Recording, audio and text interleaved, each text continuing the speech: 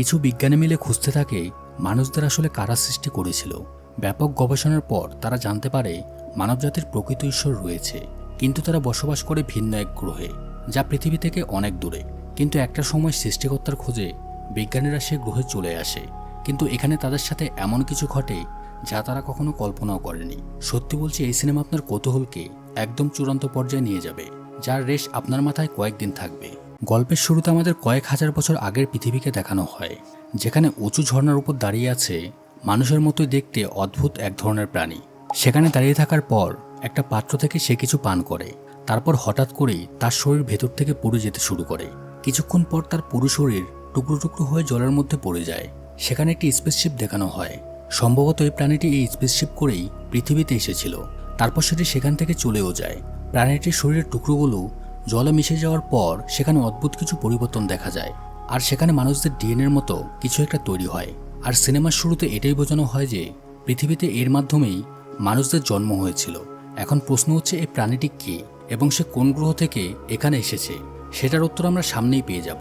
তারপর দৃশ্য পরিবর্তন হয়ে 1989 সালের স্কটল্যান্ডের পাহাড় অঞ্চলকে দেখানো হয়, এবং সেখানে পাহাড়ের গুহার মধ্যে দুজন আর্কিওলজিস্ট এলিজাবেথ এবং তার হাজব্যান্ড চার্লি কিছু পুরনো ড্রয়িং খুঁজে পায়।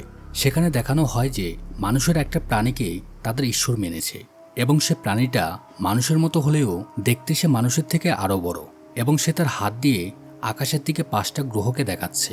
তারপর সিন কাট হয়ে 1989 থেকে চলে যায় 2093 সালে, যেখানে অনেক বড় একটি স্পেসশিপ দেখানো হয়। শিপটির নাম হচ্ছে প্রমিথিউস। এলিজাবেথ, চার্লি সহ মোট 17 জন ক্রু এই স্পেসশিপে রয়েছে, এবং সেখানে আমরা একজন মানুষকে দেখতে পাই। দেখতে হুবহু মানুষের মতো হলেও এটা আসলে একটা আর্টিফিশিয়াল ইন্টেলিজেন্স, অর্থাৎ এআই রোবট। তার নাম হচ্ছে ডেভিড। ক্রুরা সবাই স্লিপিং চেম্বারে ঘুমন্ত অবস্থায় রয়েছে, আর যেহেতু ডেভিড একজন রোবট, তাই সে এই শিপের সবকিছু দেখাশোনা করছে।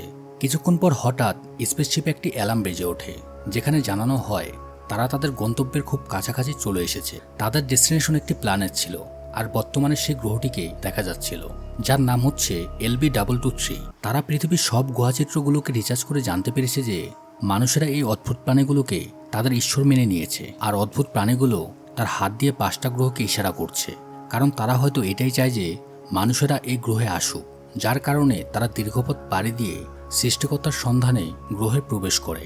উপর থেকে জায়গাটা একদম মরুভূমির মতো দেখতে, কিন্তু চার্লি তখন সেখানে একটা রাস্তা দেখতে পায়, এবং জায়গাটা একদম সমতল ছিল, আর পাশেই তার একটি ডোম দেখতে পায়, অর্থাৎ জিনিসটা হাতে তৈরি করা হয়েছে। সবাই সে ডোমটা দেখার জন্য একদম এক্সাইটেড হয়ে যায় যে কি আছে ডোমটার ভেতরে। তাদের স্পেসশিপটি সেখানে গিয়ে ল্যান্ড করার পর